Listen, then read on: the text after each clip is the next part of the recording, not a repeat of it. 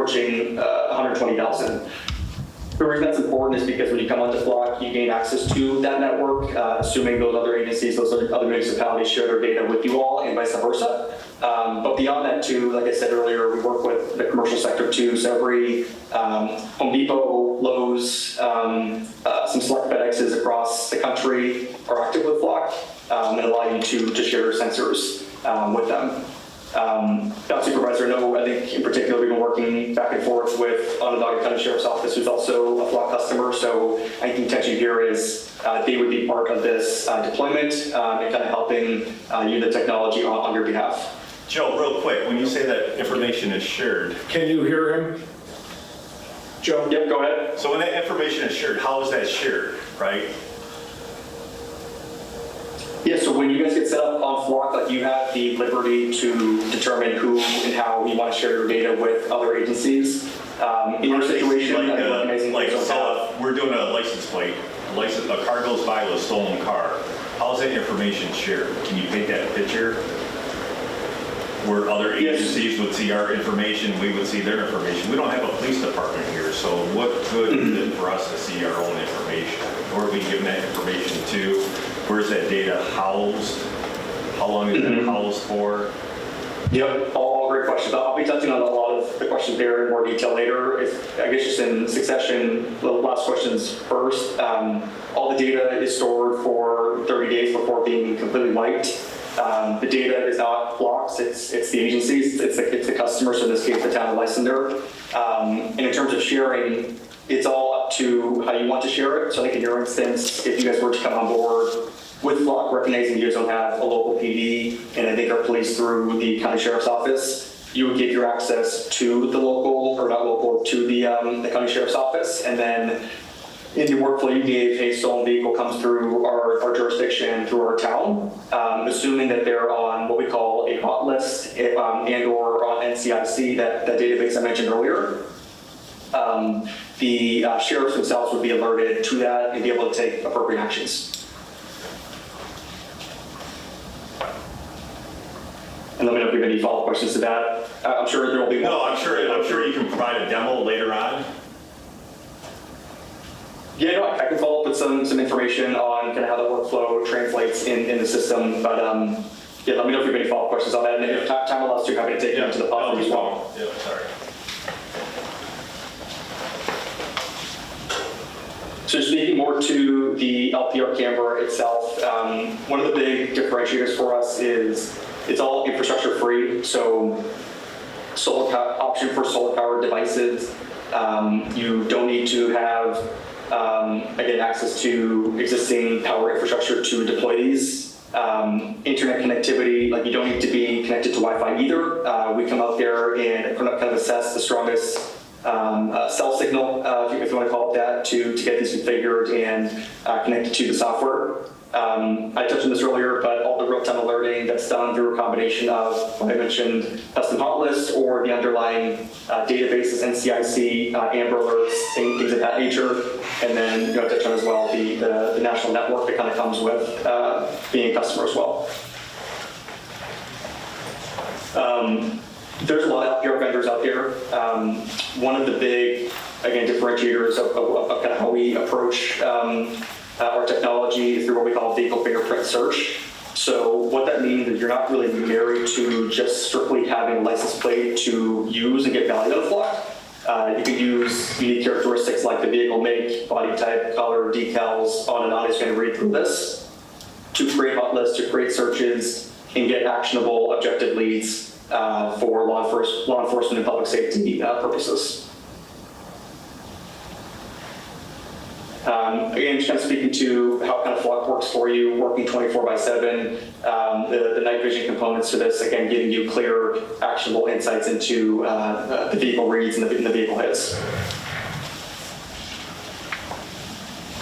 One of the last things I just want to show on the LPR side of things is we have our standard LPR offering, which I would say is like 80 to 90% of our entire network across the country. But we also have more like purpose-built LPRs for unique needs, so everything from a flex LPR that's not a stationary camera on a pole, but actually something you can deploy strategically, again, without infrastructure to get the appropriate reads and get the alerts. We have short-range LPRs as well for parking lot deployments to, again, just shorter picture captures essentially for the town. But really just depending on the needs, depending on the use cases, we have the right technology for everybody essentially. And then this is obviously pertinent, selling into the Northeast, which is my region, covering New York State. These are built for the winter. We have like 99% uptime with our technology. In fact, if a camera were ever to go down for whatever reason, one, Flock would be alerted before you all would even be, and also it'd be on Flock's. It'd be Flock's responsibility to come out there and replace the camera. But again, we're working in the harshest climates across the country, which kind of speaks to how our technology is purpose-built for sustaining harsh weather. And then the last thing, non-LPR related, just speaking to outside of LPR, what we can do on the live video side. So we have both PTZ and fixed video cameras. Again, PTZs being that pan tilt zoom capability. All the cameras are capable to do the AI alerting, so things like people detection alerts, custom presets, so being able to pan, tilt, and zoom to particular regions of the town during certain parts of the day or certain days of the week. And then similar to the LPR, you got the choice of AC power or solar power, so giving you more flexibility with where and how you deploy these. Well, speaking of the town, will you come out and see where these all should be positioned, how many the town actually needs, best place to put them, the height, and all that as well? They've been working on some of that. Okay. We'll probably touch on that at the end, I assume. Yeah, that's about two slides away. We have an initial, I just call it like a rough draft about what a deployment could look like for you, but to be very clear, let's just say you were to move forward like today even, you guys would actually approve whatever that deployment looks like, where are the cameras located, what are the angles of the cameras to get the capture that they're looking to get. And then our technicians would come out there, conduct a site survey, put the poles on the ground, we'll leverage existing infrastructure within the town, and then go through a series of testing before kind of activating your contract.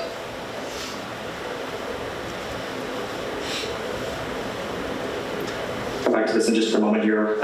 This is probably a good segue to kind of go into just the pricing side of things and talk through the overall proposal. Unless we've got other questions that are top of mind before I go ahead and do this. Does anybody else have any other questions right now?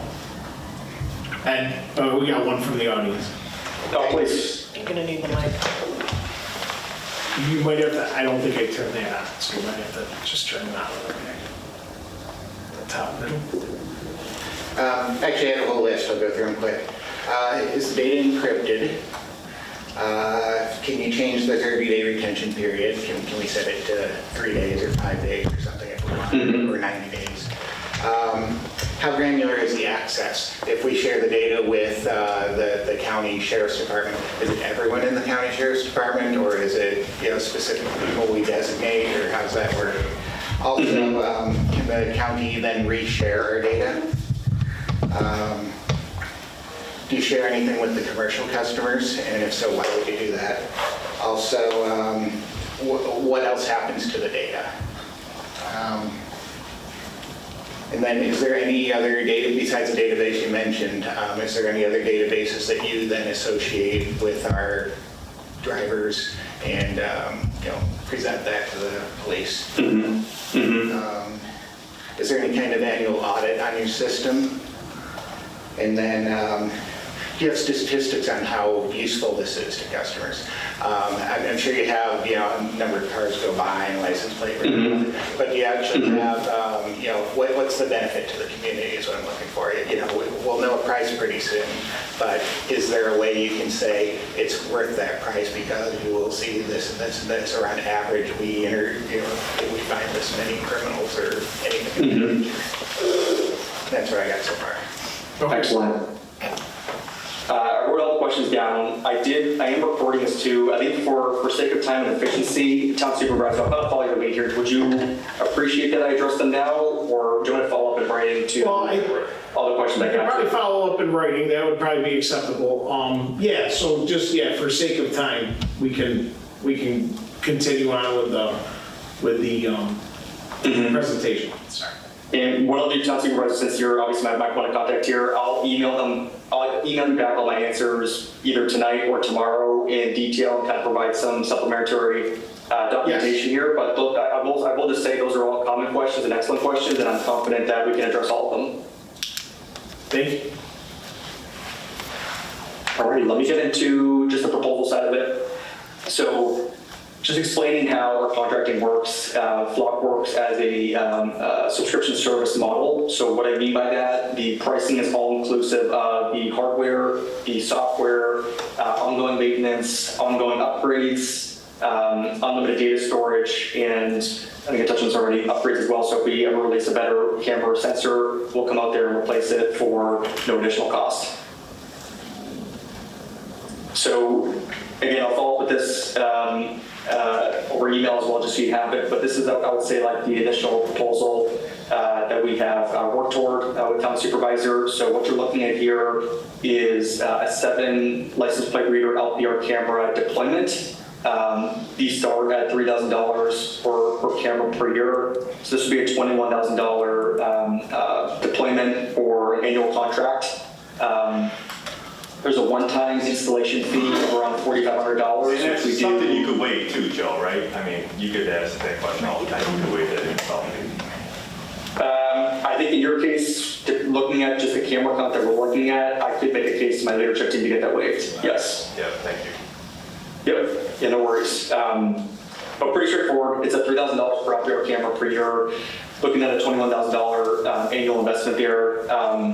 Town supervisor, I know we go back and forth, and I think we got some feedback too from the county sheriff's office on just several different locations around the town. The way that we typically approach these, one, just looking at like hotspots, like what are the, whether it be crimes or incidents that are occurring that we're looking to get some coverage in and around, but also taking a perimeter approach to these deployments, just to make sure we know when the quote unquote bad actors are coming into our respective community, whether that is a stolen vehicle, as the gentleman I mentioned before, or a certain suspect wanted for whatever, I fill in the blank type of case. So what I'll say is that this is our initial sort of proposal, details the pricing there, has some more information on what kind of comes with these other 2 packages here, which is included with the proposal, but pretty straightforward otherwise. And town supervisor, I think we went back and forth as well on this too. We have some flexibility on our contracts. I would say some towns will do multi-years, anywhere from 2 to 5 years. I have others that do kind of a year-to-year contract with us, but it really all depends on how you guys like to operate. That 30 terms are standard terms. We can do last camera validation billing, which means you can move forward now. We can get you to our queue. We won't actually send you an invoice until we actually install the cameras. So just wanted to touch on that all now. What's the lead time to install? Well, it's dependent on permitting. So if it's our property or city or town right away, anywhere from, let's say, 1 to 3 months. And then if we're going to be working on DOT, can range anywhere from like 6 months to a year. There's some things that we can do to expedite that, but I would say on average, anywhere from like 1 to 3 months. Yeah, and as I told you before, Joe, we're coming into our budget season, so we'll probably sit here and take this information, and when we sit down at budget time, in our budget I had put under traffic control and safety, I had an additional line of $28,000 to have a rough idea of where I was at with installing and that kind of work. If we decide to go with the system, but of course that'll depend on where we end up with our budget. Sure. So this is, is there more to the presentation, or is there? Just one more visual too, if you don't mind. Just quickly detail on the live video component too. If the order as like a phase 2, or even rethink the phase 1 here, what that would look like to add in live video to this proposal.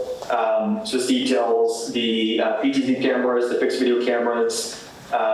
If you have existing live video camera infrastructure already in the town, what a potential integration would look like too from a financial perspective.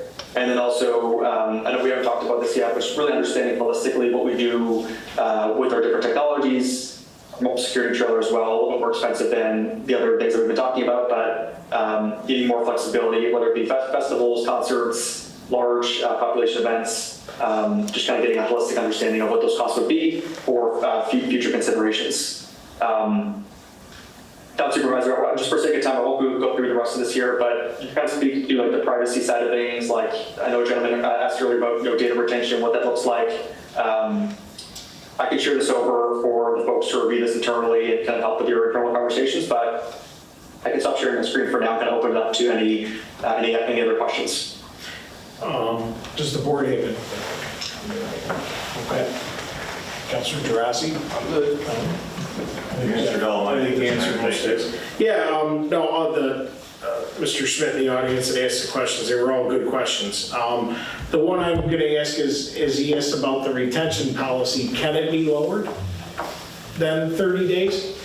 Yeah, so that's a good question. The default is 30 days. I've only seen it be extended, like I've had a number of towns or agencies go from like say 30 days to 45 days or 90 days or 120. I haven't seen them lower it. I don't see why we couldn't do that, but let me check with my team and we'll circle back with you over email. I want to Okay. get confirmation. You don't need to lower it. So I just wanted to know if it was an option. You know, so just so everybody understands, the proposal you had presented is just a license plate reader system. If we wanted license plate reader and live camera, that would be an additional $37.50 per unit. What you just showed in the slide. And I'm just letting, when I put 28 grand in, I was thinking 4 combined units, you know, across the town with the LPR and the video system. So that's where I came up with my 28,000 number. But yeah, that was if we wanted the best of both worlds. I mean, you know, for the sheriff's department, they'd be happy with anything we could, you know, assist them with.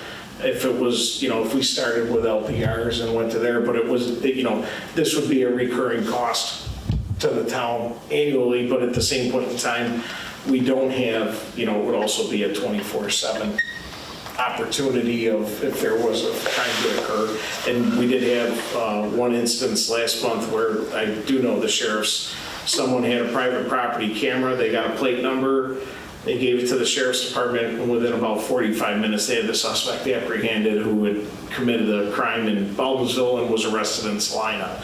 So that was a definite win for the system. A lot of our crimes here are crime of opportunity, breaking and entering, you know, going through cars. So Car theft too. yes, so if, you know, and car theft. So if we had the opportunity of something like this, steal a car, chances are good they're not pulling the plates off it before they steal it. And then my next question is, so if you had just the LPR license plate reader only system, if there was no plate on the car, it doesn't take a picture, right? Or does it? That's the part I don't know. Like, does the LPR camera take a picture of the vehicle if it doesn't have a plate? Yes. Identifies. It still would. It would still recognize it as a vehicle. Oh, okay. Okay, so that, it could still be useful. Okay. Yeah, we call it like a missing plate search, which again, it's all encompassing of like any potential sort of vehicle read. If it has a plate, if it doesn't have a plate, if it has a swap plate or a paper plate, all that is taken into account. Oh, okay, because that's where I misunderstood it. I thought the camera system would be integral to also having the plate reader, but the plate reader takes care of what I was, you know, car drives by, maybe you got a partial plate, or, well, you know, there's a bumper sticker on the back right corner. The LPR system actually picks that up. So it's, okay. I do wonder if it's an inevitability that we rebrand our LPR product as just like a vehicle recognition instead of license plate recognition, because it's not just the license plate, it's the entire vehicle itself. Okay. So every imaginable license plate variation, again, paper plate, no plate, swap plate, and then again, all the characteristics with the vehicle itself. Like that's what really makes Flock unique is our machine learning, not to throw the AI jargon out there, but we process, I think it's about 80 billion vehicle reads every single month, which is more photos being processed than Instagram every month. So all that to say, our technology's gotten extremely smart to not just rely on the license plate itself, but the vehicle make, model, body, color, to the bumper sticker, top rack, and things like that to conduct a search. Great. So the basic idea of this, I'm sorry, you're taking, this thing is taking a picture of every single vehicle that goes by, right? That is correct. And from there, in this case where I think the county sheriff's office will be the ones using the technology to conduct searches for their respective investigations. To be very clear, I'll call this out in the follow-up materials I'll send over around some of the data sort of concerns that were raised earlier.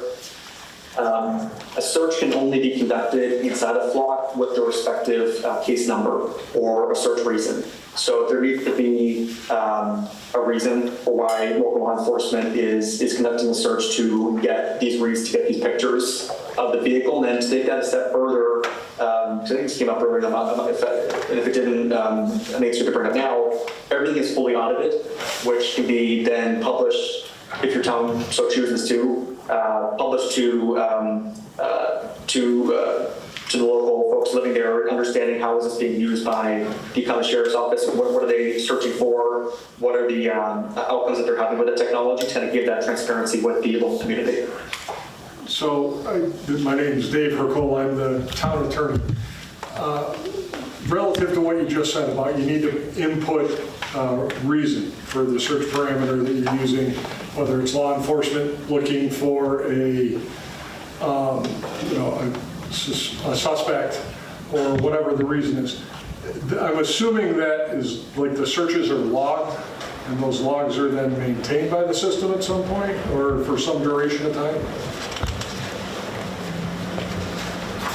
Town supervisor, I heard about 50% of that. I heard I thought it was on and it wasn't. So let me ask it again, see if I can ask it quicker.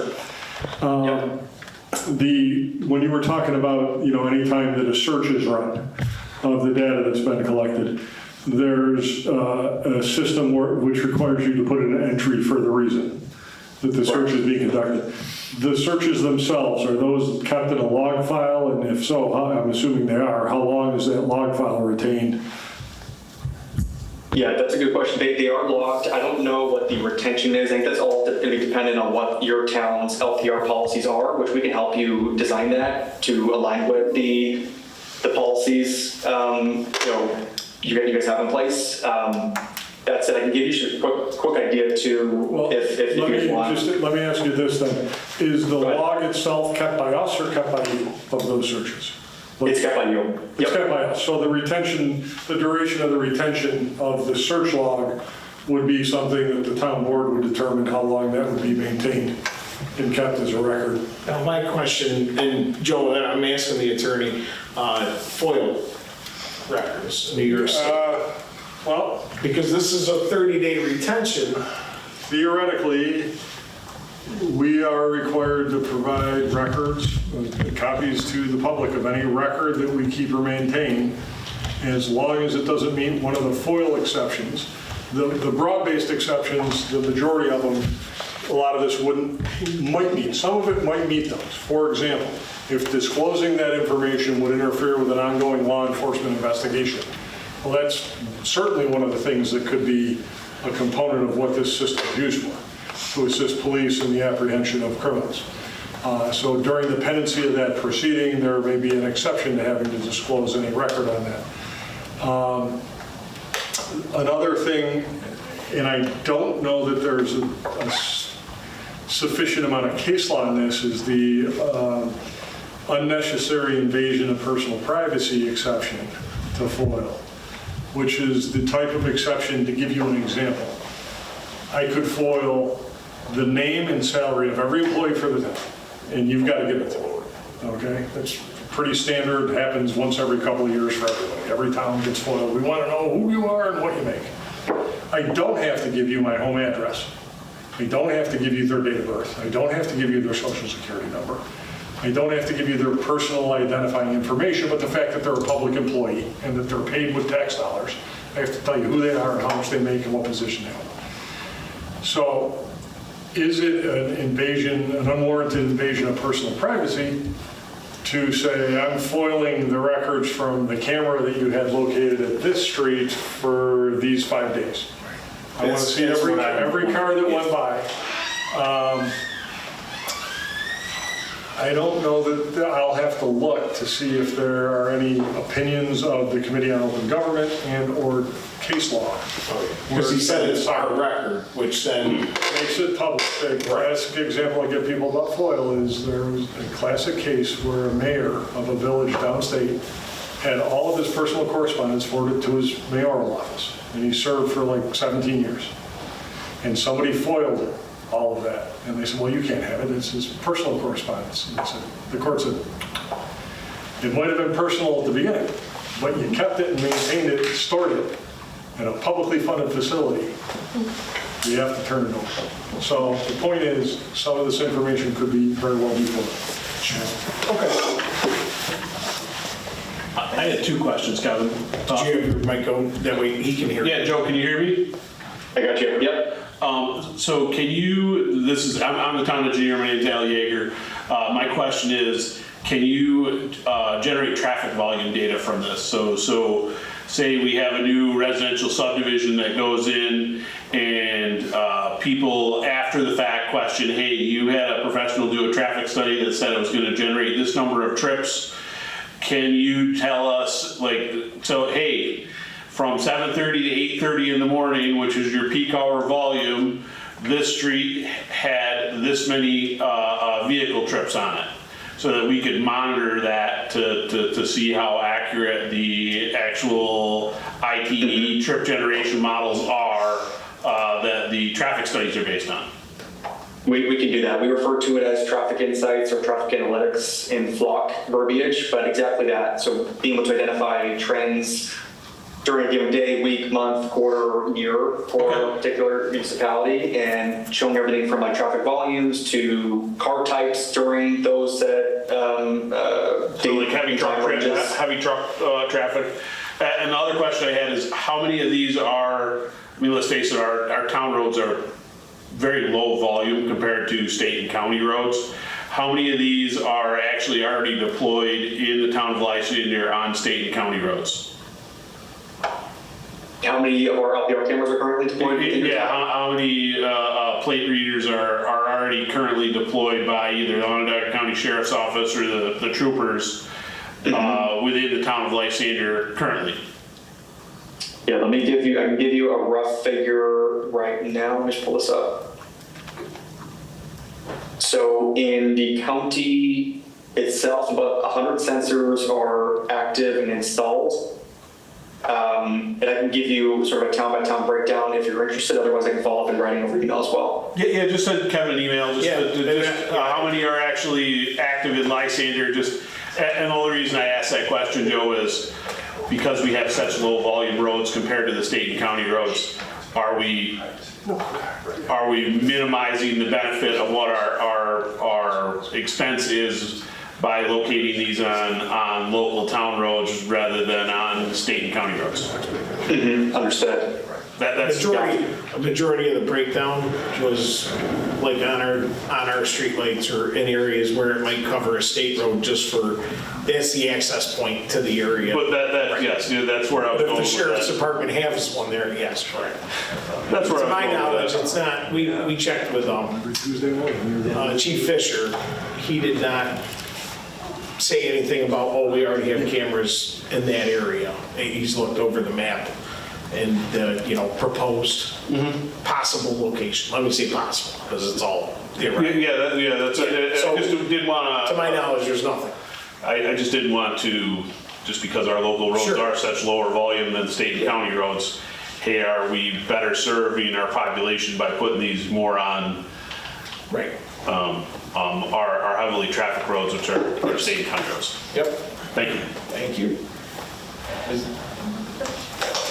I got one audience question. My question is the connection, this flock data that the town might eventually generate from a purchase decision and how it connects to the NOVA database, right? So there's been issues of whether or not license plate readers are going fed into databases and then they start matching up with addresses and emails and things like that, and databases that become commercial search bases that people pay to search for whatever when doing background searches. So I've been I read stuff about Flock when it came up about, you know, encryption and ownership. I'm guessing in some cases, like software at the university, we have ownership of the data, but not exclusive. And so this commercial vendor can still use it, potentially non-identifying, to try and come up with patterns and to market, to get profiles of students and young adults. But I guess I'm wondering if this comes into a pool that is connected with other databases we may never use and may not be aware of. And I understand that's something that can be answered later, but I know this issue has kind of come up nationally when Flock is talked about. I'm sure we'll have to review. What I'll do real quickly, because we connect with about, to my knowledge, 19 databases, both on the LPR side, and then you mentioned Nova, which is an entirely different platform than what we're speaking about right now, which has its own sort of connections. Everything is built to, you know, help law enforcement investigate more efficiently, effectively, safely, etc. What I'll do though, in writing over email, I'll detail in black and white just the different databases that we do connect with, and if there's one-off concerns on those, I'm happy to address them directly with you guys. Thank you. Yep. Is there anything else from the board? Joe, thank you for the presentation, and we'll look forward to your correspondence. Thank you, sir. Yep. Pleasure meeting you all. Yes. Take care. Have a good night. You too. Record.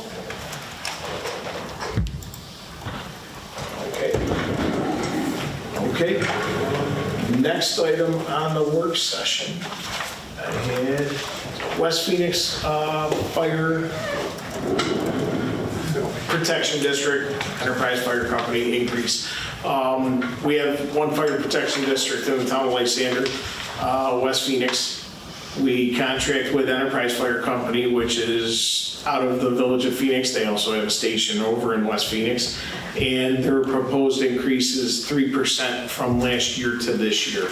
So just bringing it to the board's notification, part of our budget book that the town clerk has given us for the formal presentation, 20 minutes. That has the proposed increase in there. It's about $129,755.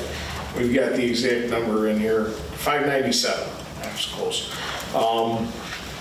That's a roughly 3% increase from the previous year. So we haven't had any issues with service over there, any problems. It's been a fire protection district as long as I've known. So we will have we'll schedule a public hearing October 2nd to hear people in favor or against, and we'll publish it notably. But I do know in the last 4 or 5 years that I don't think anybody in recent history has ever come and had an issue. So it's been moving along well. And overall budget, it's pretty advantageous for what the cost comes out to for the taxpayers in that district to have the fire protection for the way that's for that price right now. That's all I have on that. Did anybody else have anything to add? We will have representative here, Mr. Van Dyke. I think we'll stop. We'll come out in case there are any questions at that public hearing. And the other item rolling into the budget was tax cap, tax levy limit. It's called a 2% cap. There's a calculation Colin and I will go through the state comptrollers. You submit it to the state when you do it to figure out what the exact percentage is for this coming year.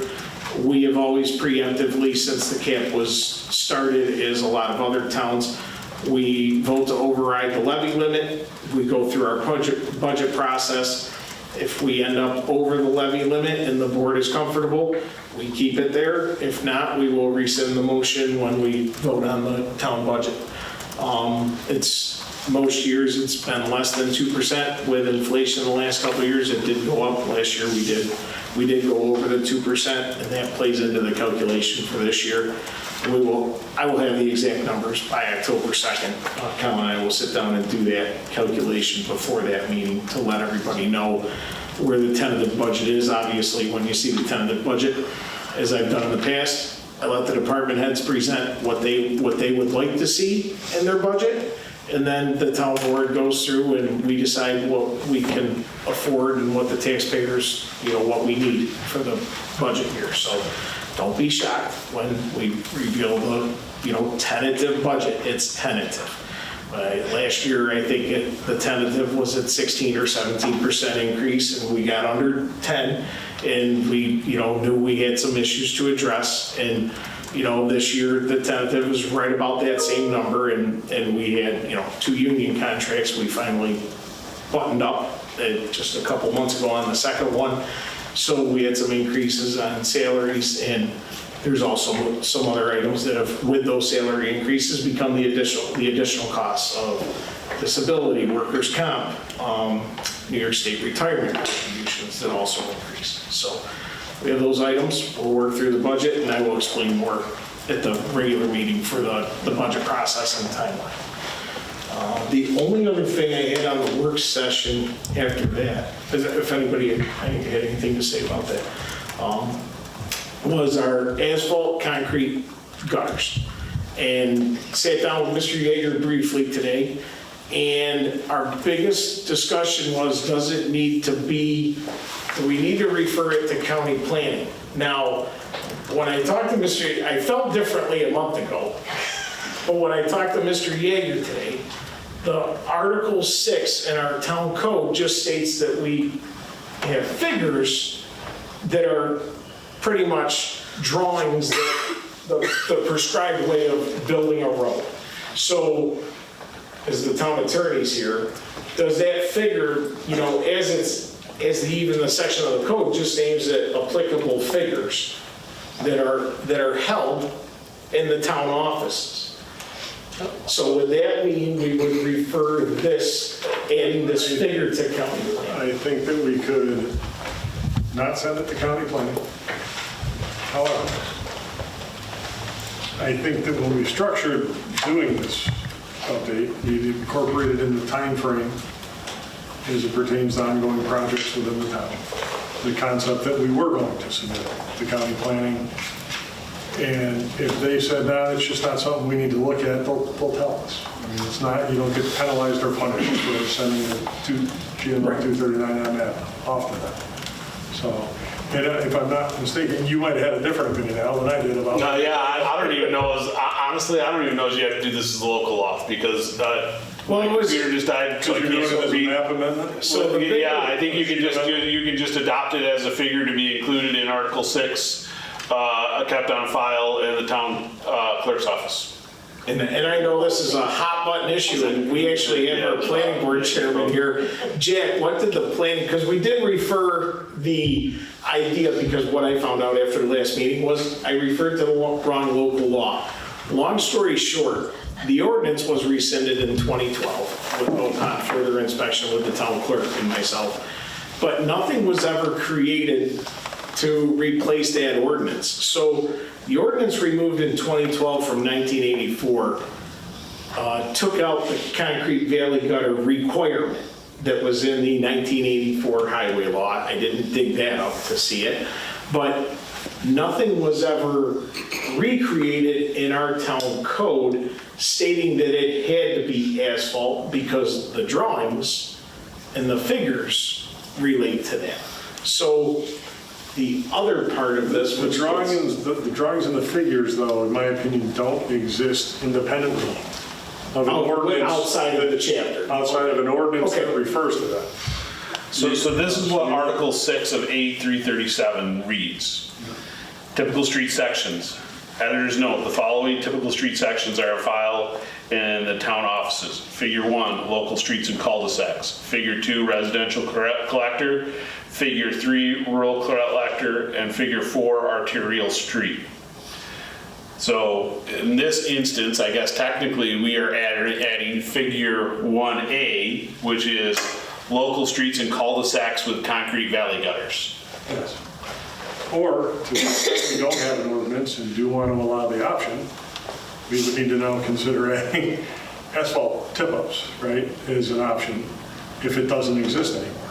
No, it does exist. Well, I thought that was what you just said, you thought that it doesn't exist. And The ordinance was rescinded from the 1984 highway law. That was a local ordinance, it wasn't a local law.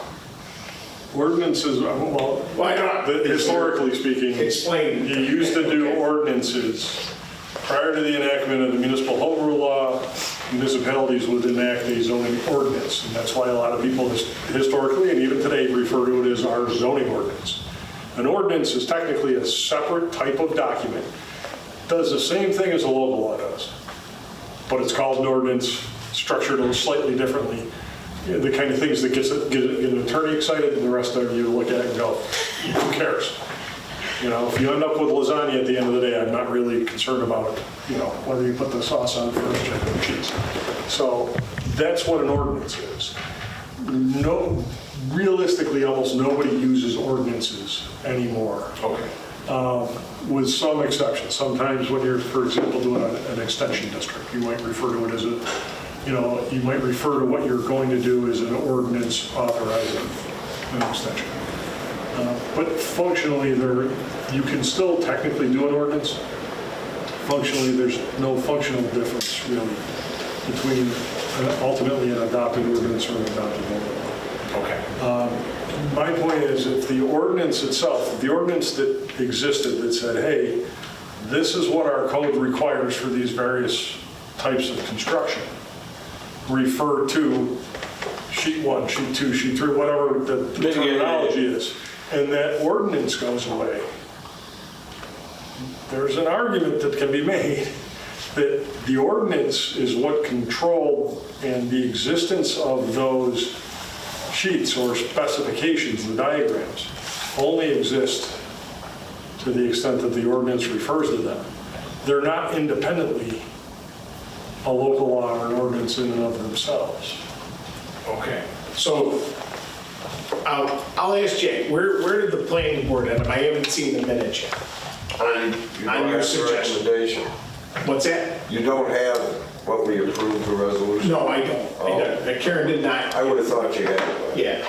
Yeah, well, basically, from the planning board standpoint, when we look at the pros and cons of the two materials, both installation-wise, maintenance-wise, and stuff like that, we basically agreed with it and recommended you adopt the language that you sent to us, because it's our understanding what you did was you said we are now going to provide a developer with the option. Correct. Of him picking, and we're good with that.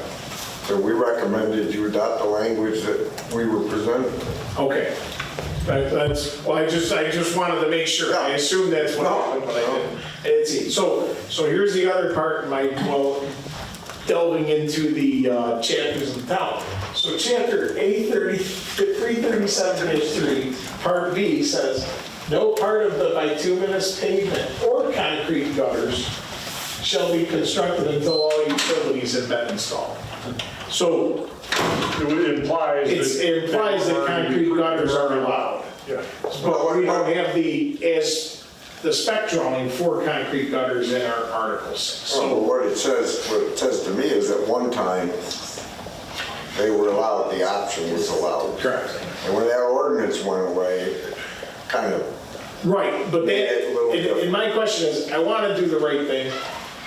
You know, I assume we'll probably make the motion tonight to refer it to county planning based on my part was, where should this live? But I guess it already lives here in the code, is what I wanted to say, is it lives in the code. We have to refer to county planning to put it in Article 6 as part of our as-built drawings. So for example, the local law itself, the long-form version of it could, for example, reference what Al was talking about, and all those sheets, and adding the new one. So what you would do in a very simple way is we would strike that section, right? We'd replace it. And in replacing it, we'd reference Yeah, hell, isn't it? those, what do you call them? I'm saying. Typical sections. They're called the typical section. Right. So we would be Typical adding typical section 1A, which is local streets and cul-de-sacs with concrete And valley gutters. reaffirming the existence of typical sections. Which is what you wrote up in the email. Correct. Okay. And reaffirm the existence of. I just wanted the guidance because the way I looked at it was, well, it's just adding a figure to the list where we already have figures. Yeah. And, you know, in the town code in other sections, it says and associated fees. Yeah. And we make the fees. Sure. As we go along, so. It's just that the part that says and associated fees, you're saying, that got repealed a while ago. Right. So it would be like referring to the fee schedule, the section that authorizes those fees doesn't exist anymore. Okay. Same issue. So we'll have a We motion. will to- just globally address Yeah. that through the. But now, we have to go through the public hearing process and, Yes, yeah, for a local law, yeah, absolutely. So, okay. Very good. That was all I had. I know that the other counselors are so involved with this discussion, but I know it's not a very big thing. It's about getting it right in the code to, pass a law. And we don't have a bunch of people running around deciding if they're putting the asphalt or concrete tip-ups in developments right now. So, that being said, 6:25, we can close the work session. Start the meeting at 6:30. Thank you. The state fair security told me Mrs. to Rowe, go right. we're gonna start our meeting. Did I say you could?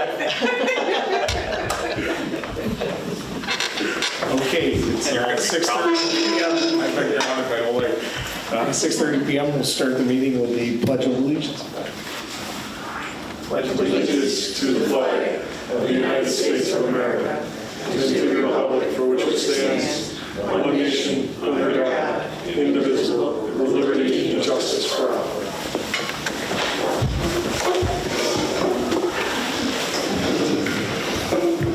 Okay. First, next item up on our agenda is the adoption of minutes. Can I get a motion to adopt the minutes from the September 4th? Seconded. Discussion. Seeing none, all in favor? Aye. Aye. All yes. It's adopted. Next item on the agenda, town clerk, presenting the budget to the town board. I'm officially presenting the budget to the town board. Thank you. Before you. You're Thank you, Dina. Everybody has their, we did blue this year, that way we can tell the difference. If you look at this year's budget, it was a red book and a blue book. We will have one public copy available. We will get it up on the website. Usually, there's a couple hundred pages there. We normally just put the roll-up sheets, the 16 pages of the 16 general ledger account information up on the website, the special district information, everything else, the worksheets department heads presented to us is all in the back of the book, if you're looking at the book, how the numbers came to be. We also have our budget process, which I will show briefly here to the public. Now, this is, before I show this, last year I started as town supervisor. I've always felt the department head should be able to plead their case to the town board. So I let the department heads put their budgets together. If they've got differences, usually the two biggest departments we meet with are highway and parks because they're two of our biggest parts of our budget. Most of the other stuff is pretty boilerplate kind of items, the typical normal day-to-day stuff at town hall, unless anybody has a special ask. So this is a tentative budget, as I stated last year. I think last year's tentative had a 16 or 17% increase. After our budget process, we got that down under 10% overall. That doesn't count special district fees. Special district fees are pretty much what we need to repair or do in those districts. We have to charge for it, to do that work. So special districts, depending if there was additional work, those do float. And, lighting districts, sewer districts, drainage districts, there's multiple special districts we have in the town. So those numbers do change depending on what was needed to be done in the previous year or the current year. So doing that, I will show you the tentative cover page.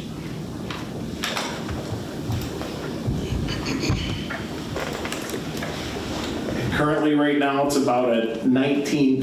It's 1895 increase. Now, some of those increases, as I had said earlier in the work session, You know, we finalized 2 union contracts this year.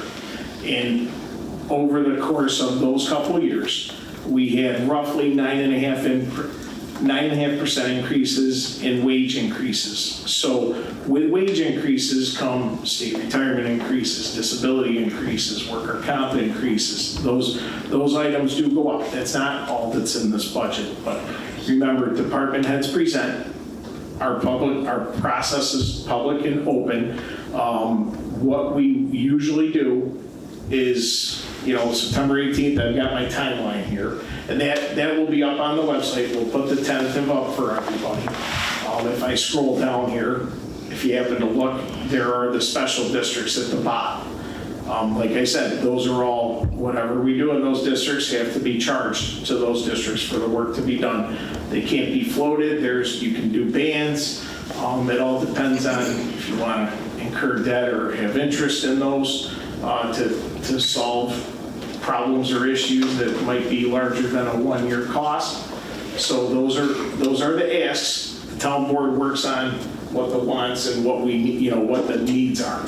So I think we did this process beautifully last year. I think it was a great process. Everybody was very open.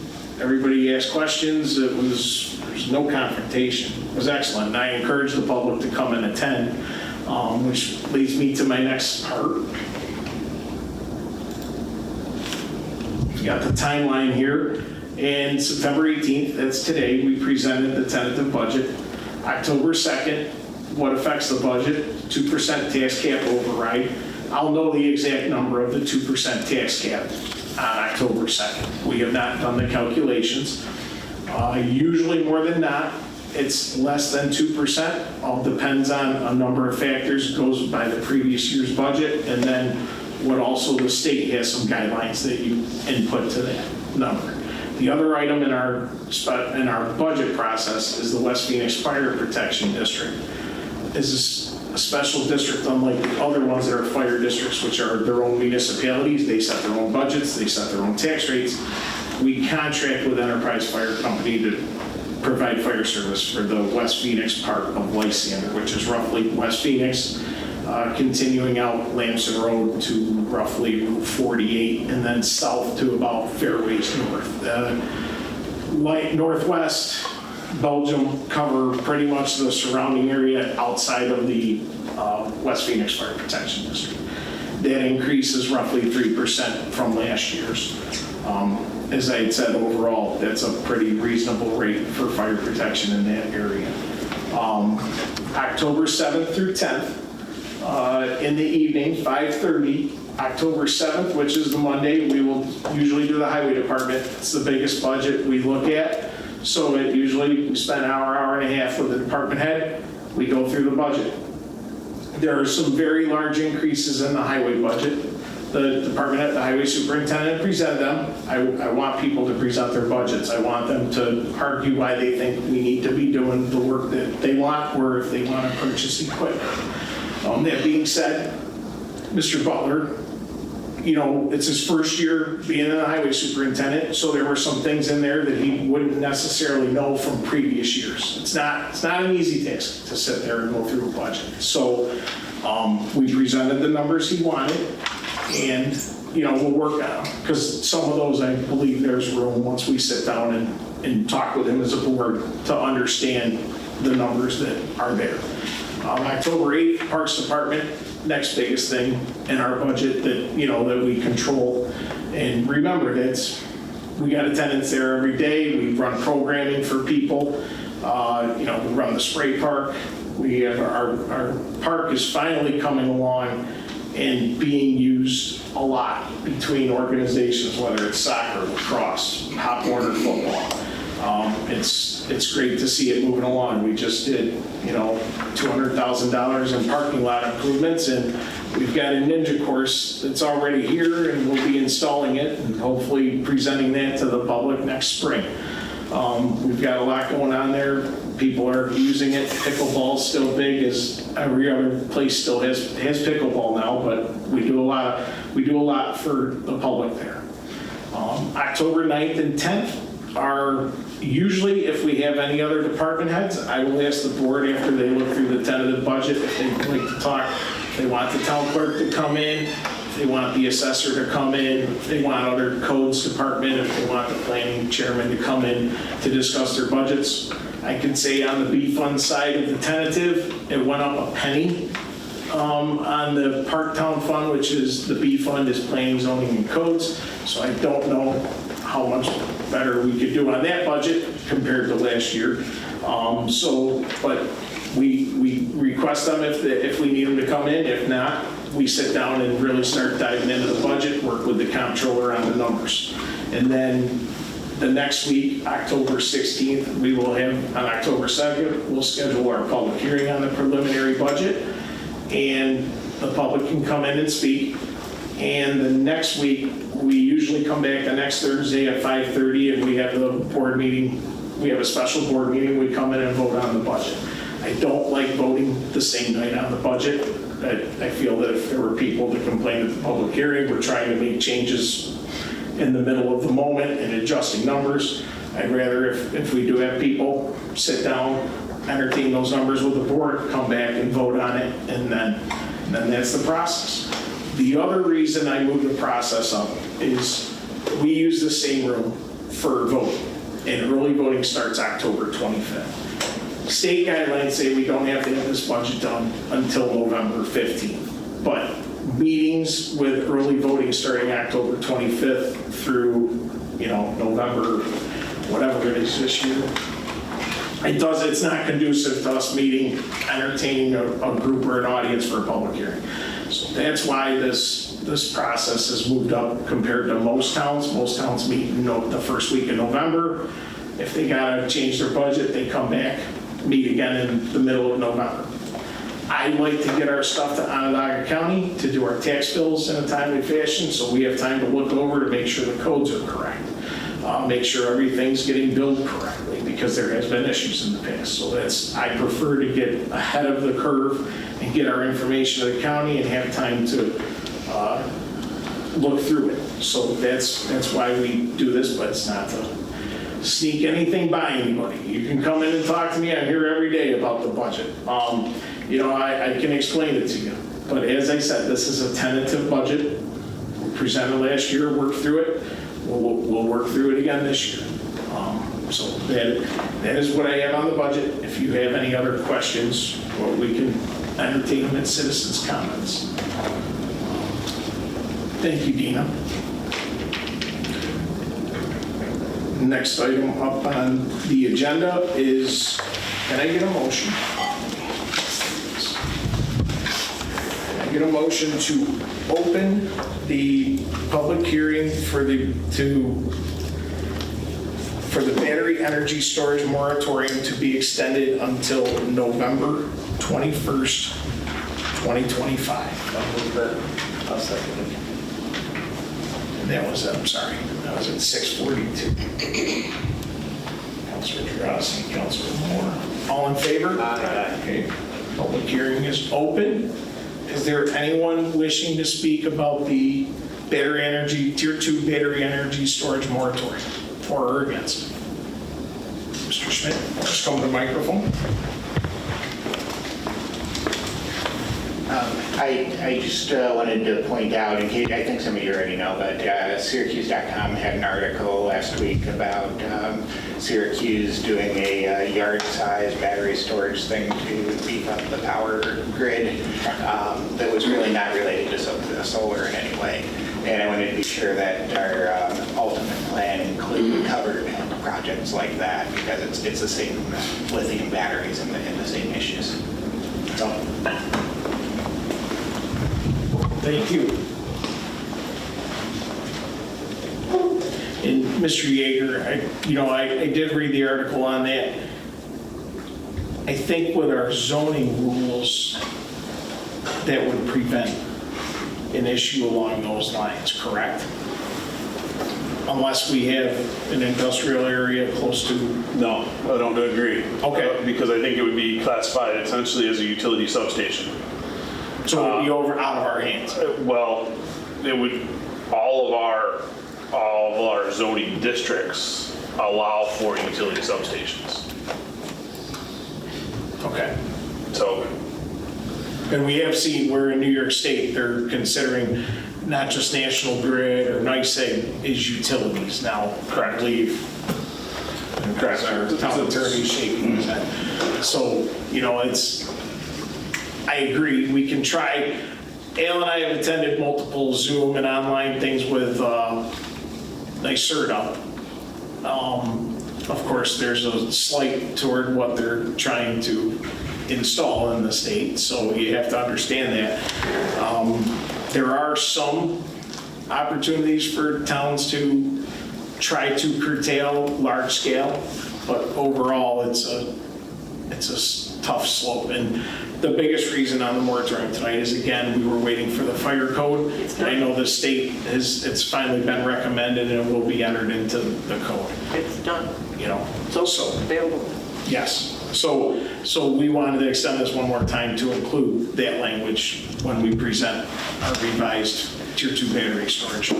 there is, I will point out, there is nothing in state law or any law that says we can't regulate the types of batteries that are installed for battery energy storage. I.e. lithium ion presents a fire hazard, we could say, hey, we don't want lithium ion batteries. Lead acid is fine. Sodium ion batteries are fine. Anything that isn't going to be highly flammable like lithium is could be considered or allowed. So those are, you know, things that we need to think about as we move forward in this is, yes, not only do we want to comply with what the new state fire code is, but hey, do we really want to have large lithium ion energy storage facilities in the town? If we can control that stuff, then we should control it. I mean, it's as simple as that. Is there anyone else wishing to speak on battery energy storage Tier 2 solar or moratorium? Seeing none, can I get a motion to close the public hearing at 6:46 p.m.? I'll move it. I'll second it. All in favor? Aye. Aye. Motion, we close the Tier 2 battery energy storage moratorium.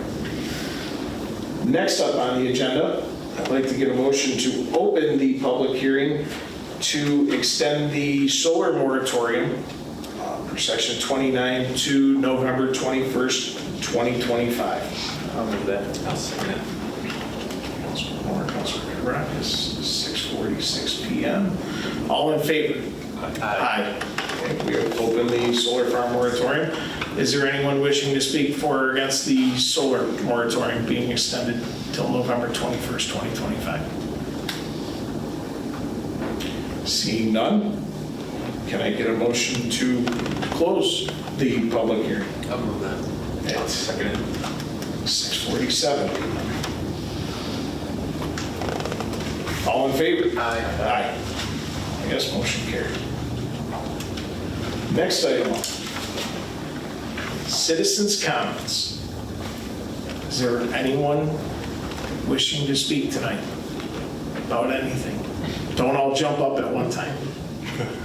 Okay, seeing none, we'll move along to town board comments. Councilor Kudarakis, we'll start with you. I'll stick to the agenda. Councilor Jurasi. I will stick to the agenda. Councilor Moore. I'll just make one statement. As Supervisor Rhodes said, this is a tentative budget. People who are seeing it tonight for the first time include everybody out there, everybody watching, as well as the town board ourselves. We have not yet looked at any of these numbers. So it's tentative, and we will work on it and see what we can do to trim it up a little bit. Other than that, thank you all for coming. Thank you for watching. Thank you, Mr. Moore. And yes, I did forget to state that. The department heads presented me with the budgets, the comptroller and myself looked at them, we massaged them a little, but for the most part, I left them with what the department heads wanted. And I thought last year, I think I think it went well. And no, I'm just explaining, I forgot to say. I just think you know. you can't overstate that. Yeah, no, correct. And it's, you know, it's nice to see, I think it's good for the public to see what people are asking for. And then where we do our work, which is great. Supervisors' comments, so I had already started them. Little side note, we got our email from the New York State AFR, the Annual Financial Audit Review Board. We came in at 0.0s, which if, unless you remember Animal House, which I always love that scene where it's 0.0, Mr. Lutarski. It's a good score on the fiscal stress level. Not so good if you're at college. So again, we had a 0.0 for 2024. No fiscal stress being noted, and no issues.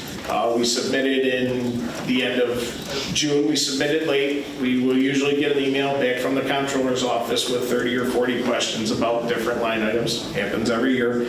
We're awaiting that email now, but I just wanted to pass that along. If you go to the state website, you see that it'll tell you if you go to the state comptroller and you can find it. You can look up every town and you can look through every item on the budget if you want to, if you've got the time. It's very, very expansive. Next item, I did have one thing with the budget. I did want, you know, as I talked about the highway superintendent, I did have a couple modifications because he presented me with his budget, and I do have a sheet there that, you know, I'll walk through it if I had it sitting in front of me, and I don't. For the personnel line, the highway superintendent had asked for 9 MEOs and 1 laborer. Currently, we budgeted for 10 and 1, so I kept that way. Currently, we do have 9 MEOs and 1 laborer working.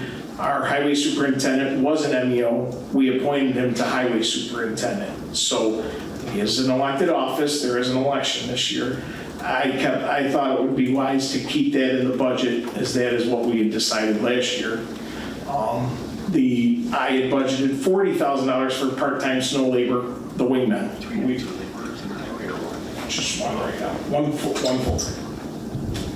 The highway superintendent did not ask for an increase.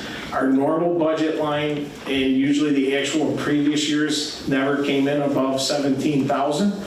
But we had a pretty good winter in the middle of the winter this year that we haven't had in some time. So our costs did go up this year. And with the increases in salaries, that comes out to, we usually have about 8 part-time wingmen.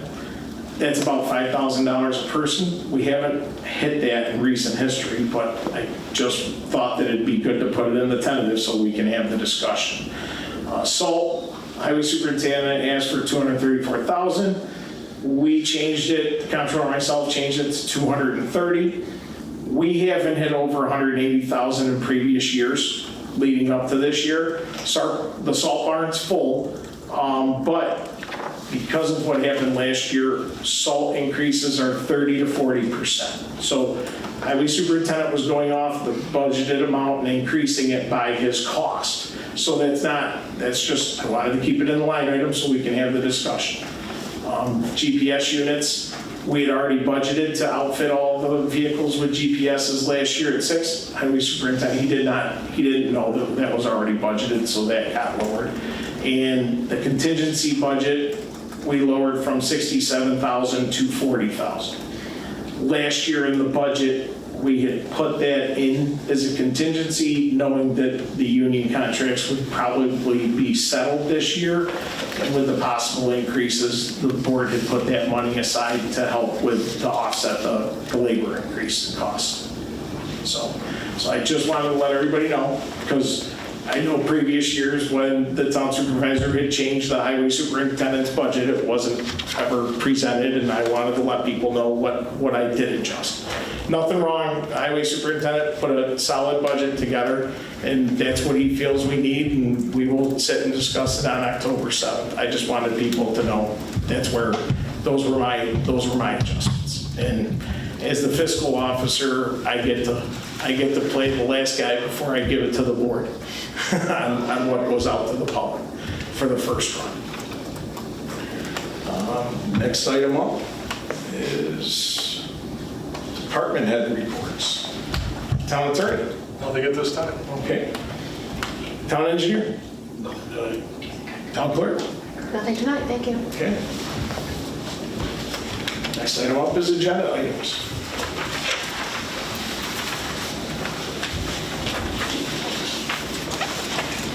Can I get a motion to adopt the local law under chapter 102-7 of the town code, tier 2 battery energy storage in the town of Lysander?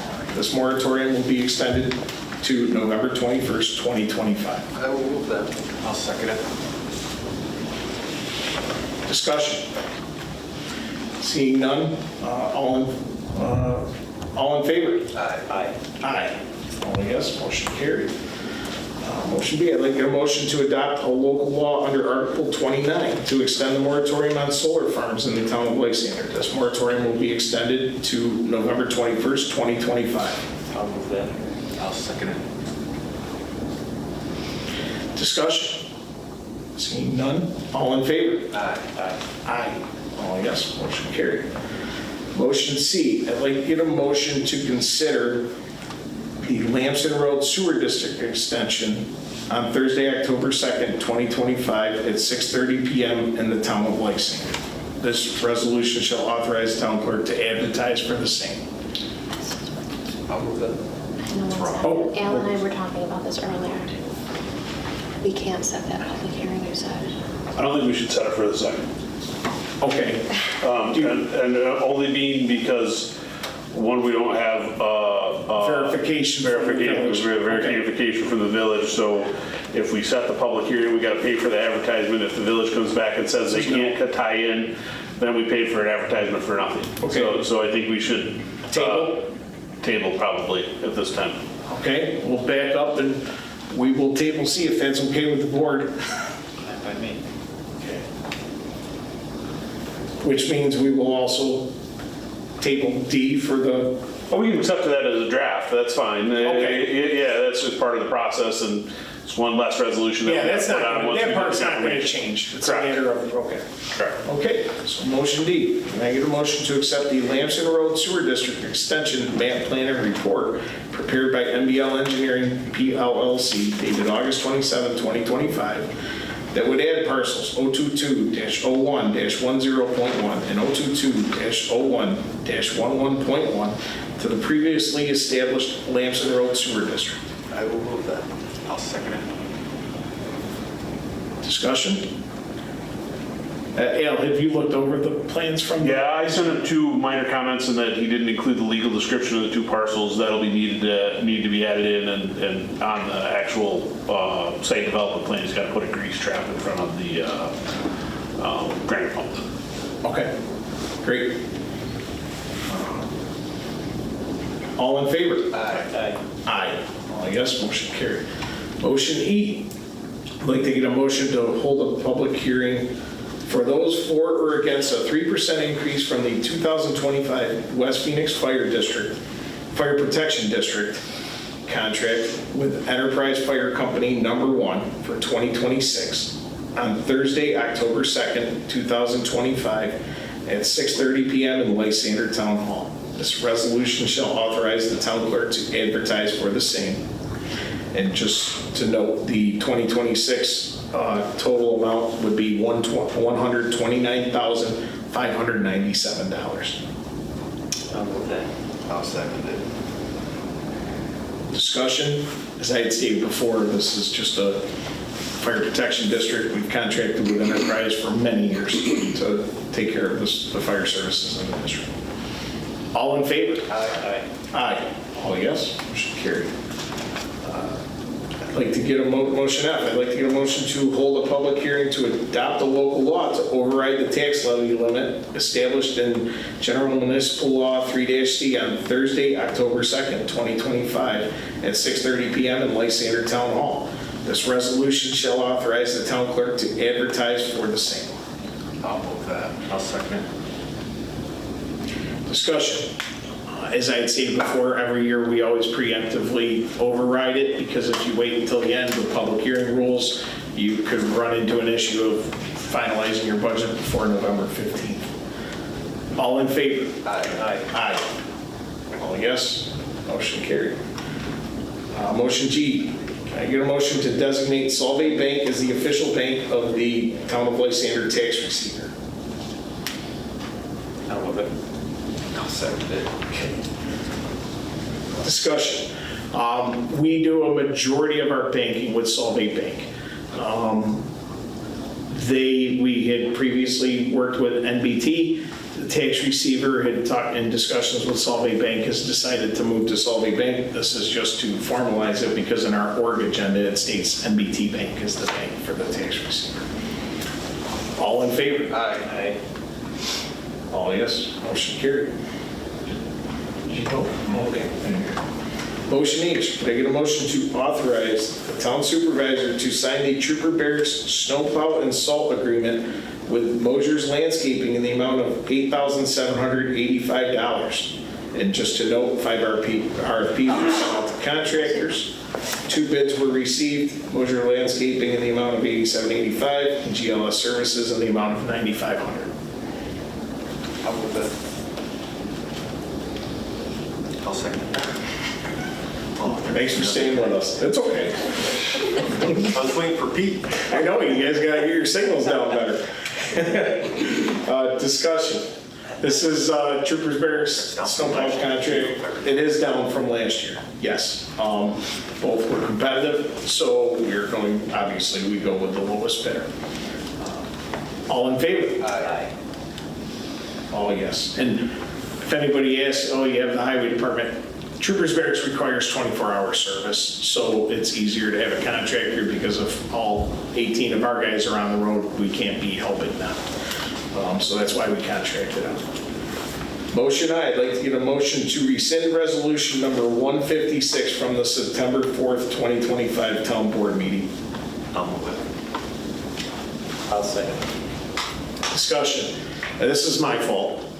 We had a local law with the concrete, the excellent discussion about concrete gutters earlier at the work session, where I had created that on the fly, and it was wrong after we did some research on Friday. So we're rescinding that motion, and we've got a little more work to do to allow asphalt and concrete gutters in the town of Lysander. Any other discussion? I know, it's okay. All in favor? Aye. Aye. All yes, motion carried. Motion J, I'd like to get a motion to release the punch list security for Phase 1 of the Collington Point subdivision as recommended in the town engineer's letter dated September 26, 2025. I'll move that. I'll second it. One revision to that, it's Collington Point East. Okay, Collington Point East. And there's an E at the end of the line. No, no. Sorry. Okay. I didn't put them in.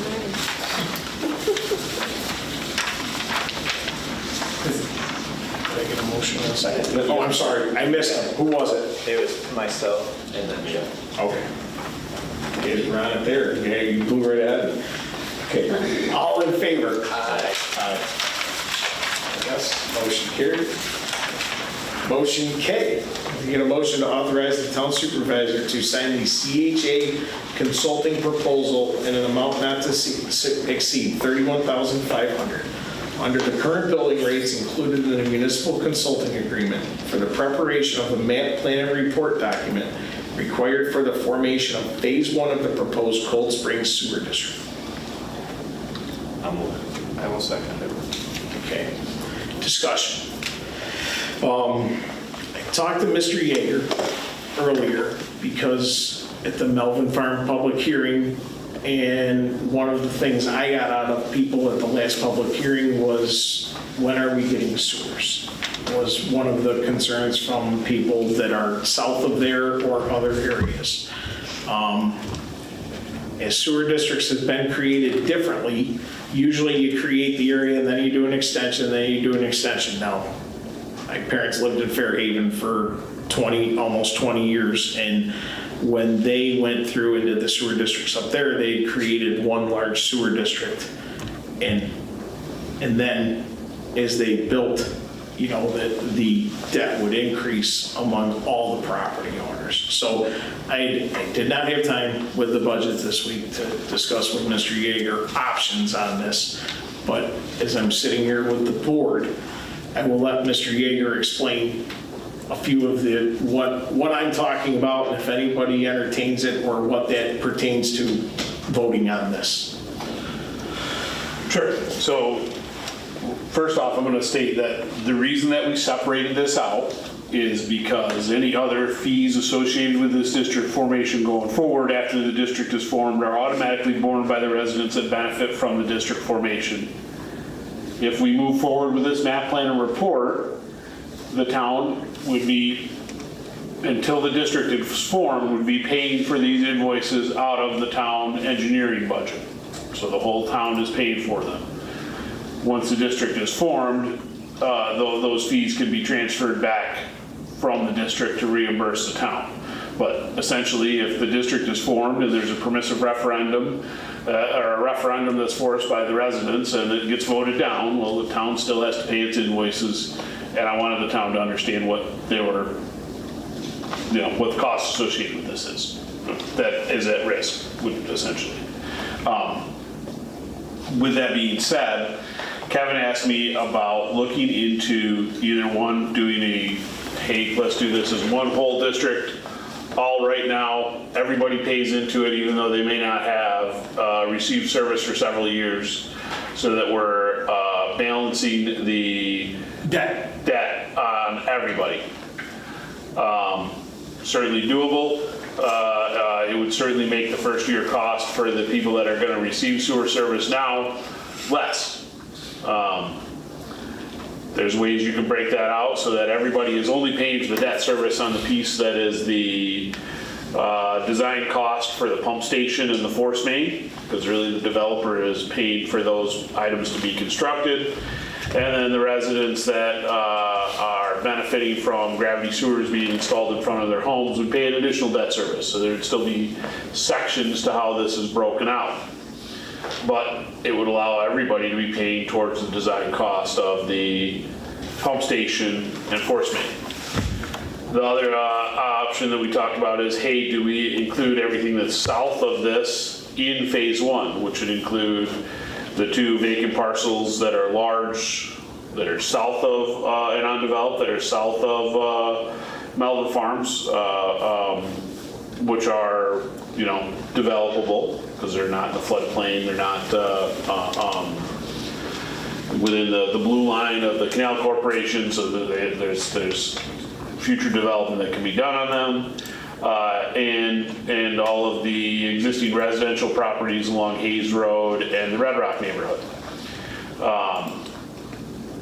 The cost to sewer those neighborhoods will be larger than, just because they're grinder pumps. You're looking at installing grinder pumps for each home, so it can get a little expensive in the cost per unit.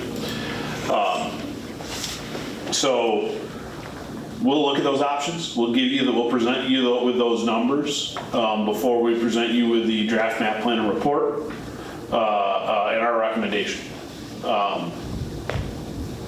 It's always good to look at everything, or as much as you can, before you make a decision. So that's what we're, gonna look at. And I think the map I put up That's correct. That would be what you were. That's what is proposed. Phase one. Right. That's what we have proposed as what is going to be included in phase one. Yes. And when do we have to do this by? When do we have to make a decision? Well, so we were to, it's not our speed that is slow. It's the regulatory reviewers at the DEC and the county that are going to slow us up. So the sooner we get through the design of the district formation process, the faster we can move on to the actual design. Because I'm sure the town doesn't want to proceed at risk until the district is actually formed on and by those paying invoices for the full design of the project.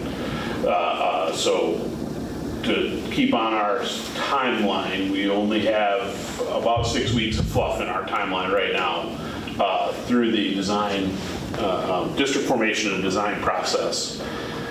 knowing what they anticipated, we've allotted essentially 6 weeks for 2 reviews of both Onondaga County and New York State DEC as we work through the process. So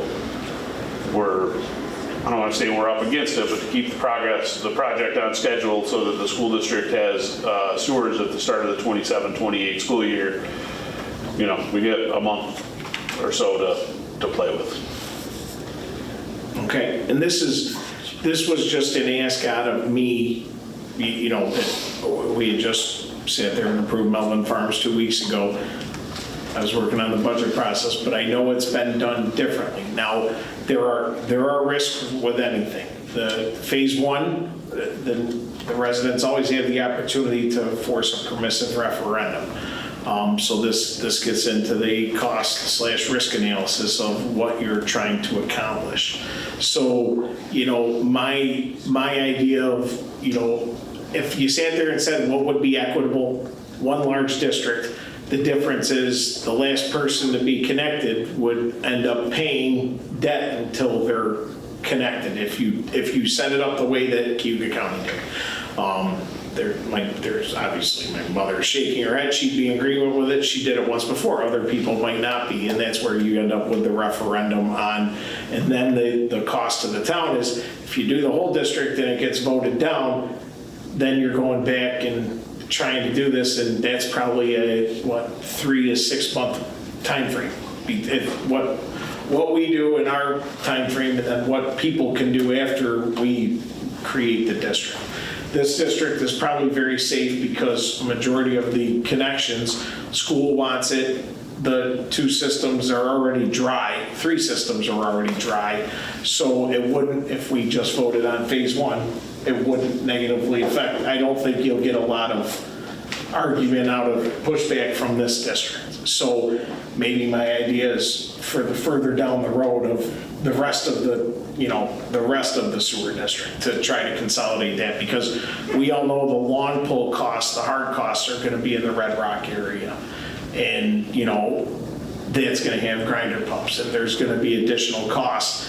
And if you look at how we create this district, this cost will be one, this will probably be one of the higher ones. And I was just trying to look at making an equitable debt service cost to the district. And maybe that's a next year thing as we look toward, phase 2 or an extension of the sewer system. So, but I wanted to present it to the board because, as I had said, a lot of the decisions we're making now negatively affect, or it positively affects something 10, 15 years down the road when we're not sitting here. So. No, I like phase 1. I mean, half the residents that came here and spoke in favor of it, Sure, we're all from phase 1. So, and this has been they all have dry sewers as it is, and they were promised that, so why not get it going? This is the area with the lowest hanging fruit that will, let's face it, bottom line, town of Lysander hasn't had a very good track record of forming special districts and utility extensions in the past. It's very easy to get people to come out and vote in a referendum that are against a project. It's very hard to get people to come out and vote in a referendum for people that are for a project. Not sure why that is, but that's just the facts. That's what we've seen historically. Do I think that there is enough residents in that proposed phase 1 of this district that they could force a referendum? Because it only takes 10% of the population that voted in the last gubernatorial election. So in a district of that size, because of the number of homes, it's like 25 or 30 signatures. It's not a big lift to get 25 or 30 signatures to force a referendum, and then you got a chance the whole thing fails and you're starting over again at square one. Right. So. Yep. I just wanted to present it to the board on what what we want to do. After talking to, I just wanted to let everybody know that's where we're at, because I could see estimated costs this district having, I think the estimate was like $300 to $500 for an annual fee, whereas Red Rock could probably be in the $800 to $1,000, whereas if they were combined, that might massage that number equitable for everyone. But that was That was me at the 11th hour coming in to I just wanted to let the board know. I mean, I think this is what we've shown everybody for the last year and a half, 2, on what would be proposed. So I'm good with it. I just wanted to present it. Yeah, so. Okay. All in favor? Aye. Aye. Well, I guess motion carried. So, Mr. Yeager, I think you got your marching orders on that regard. So, thank you. Thank you all for understanding and listening. Motion now, I'd like to get a motion to declare the outdated PCs from the town of Lysander as surplus, along with 13 keyboards. Complete list is available on the town website. Syracuse Technologies remove the hard drives in accordance with our standard procedures, and they will be destroyed. I'll set it in there. Okay. Councilor Moore, Councilor Giras. Discussion, there is a list. We replaced 24 hard drives. Yeah. So got rid of all that exciting stuff. It's there available if you wanted to look through it. All in favor? Aye. Aye. Oh, yes. Motion carried. Motion M. I'd like to get a motion to surplus the dated HP printer from the auditorium used it by the court, tag number 1230. I'll move it. I'll second it. Okay. Discussion, our little court printer died, and as I attended court last night, it gets used about 20 times in that hour. So lived a good life, and it's on to better things, and we got a new one to replace it. All in favor? Aye. All yes, motion carried. Can I get a motion to adjourn our meeting at 7:15? I'll move that. I'll second. All in favor? Aye. Aye. Have a good night, folks. We're adjourned.